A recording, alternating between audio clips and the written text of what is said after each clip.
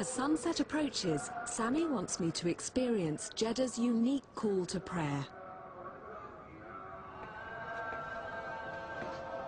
Wow. What timing! From every direction. 36 mosques in 1 square kilometer. And it's been calling for 1400 years. Oh, it's beautiful. And it is the same word from the time of the Prophet. And look, people closing their shops, and everybody is going to pray. Oh, it's just magical. Thank you.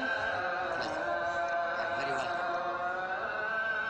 It's such an incredible sight and sound that I find myself completely overcome. And soon they will be reading Quran, and maybe one of them will be reading the story of Jesus and Mary, because it's in the Quran, and Moses.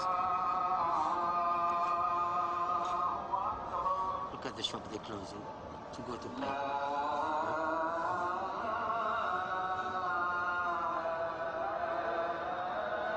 I feel quite moved. It is a nice experience. Beautiful. And it's authentic, and it's human.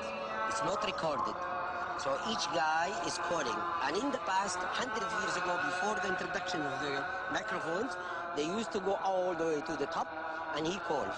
And then everybody hears.